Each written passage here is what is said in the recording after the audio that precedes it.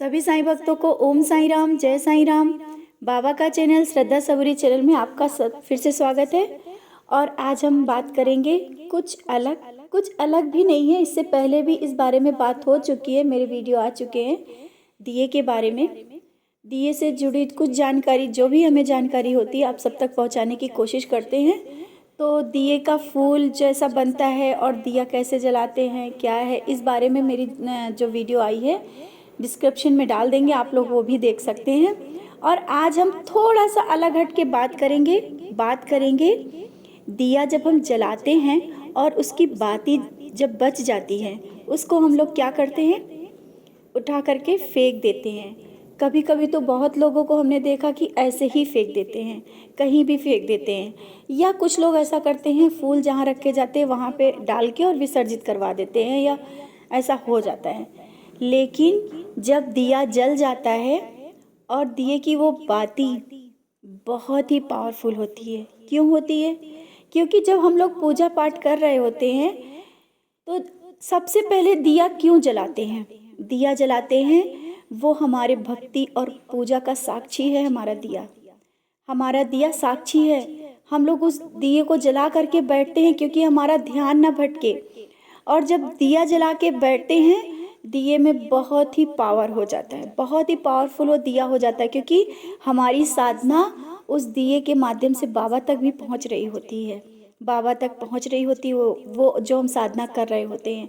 दिया हम बाबा के और हमारे जो हम लोग पूजा करते हैं उसके बीच में होता है ना, वो हमारी साधना का साक्षी होता है। उस दिए को हम नॉर्मल कैसे समझ सकते हैं? बहुत लोग दिया जलाते हैं, दिया जलाने के बाद उसका जो बाती होती है उसको उठा करके फेंक देते हैं।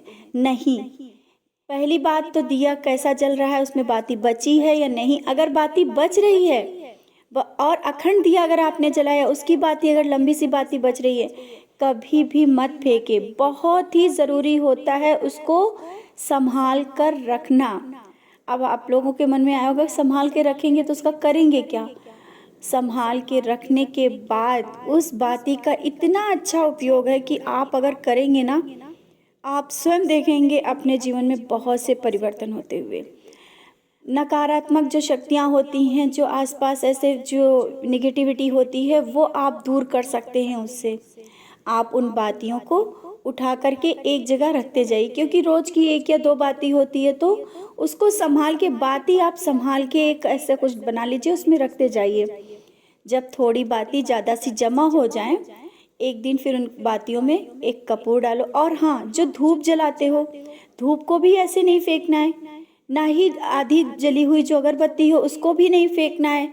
इन सब चीज़ों को एक जगह रखना है। ये नॉर्मल चीज़ें नहीं होती हैं कि आप उठाएं और धूप भी आधा जला है तो वो भी आप फेंक देते हैं। अगरबत्ती अगर आधी जली तो उसे उठा करके नहीं, सब चीज़ें उठा करके एक जगह जमा करके रखते जाइए। बाती को भी रखते जाइए। जब आप एक जगह बाती को रख लेंगे, फिर एक दिन जब आप ज़्यादा सी हो जाए उन बातियों को, और ये जो धूप है और ये जो अगरबत्ती जो आपकी बची है, उसमें एक कपूर डालें और उसको जलाएं। जलाने के बाद पूरे घर में वो चारों तरफ धुआं थे, पूरे चारों तरफ घुमाएं। घुमाने के बाद जो धुआं होता है उसको एक हाथ से बुझाना है। जो आग तेज जल रही होती है ना, उसको धीरे से एक हाथ से बुझाना है। मुंह से नहीं फूंकना है, हाथ से बुझा करके, और वो धुआं चारों तरफ करना है। पूरा घर में धुआं, अच्छे से धुआं हो जाना।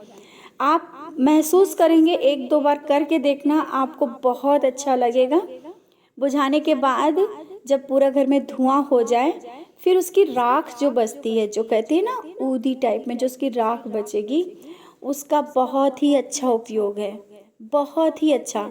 जो हम लोगों की ऊदी होती है ना, ऊदी के साथ भी मिक्स कर सकते हैं, जिससे कि हम लोग कहीं बाहर जाएं तो उसको माथे पे लगा सकते हैं। ये वो राख है जो दिए के माध्यम से हम लोगों तक प्राप्त हुई है, वो ऊदी है। ऊदी में मिक्स कर सकते हैं।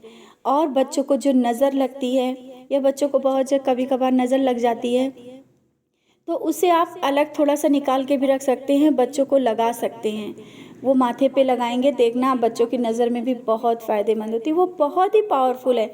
और हमारा तो कहने का मतलब है कि आप ऊदी में ही थोड़ी सी मिक्स कर लीजिए और देखिए फिर उसका असर। ऊदी के साथ वो और भी पावरफुल हो जाएगी।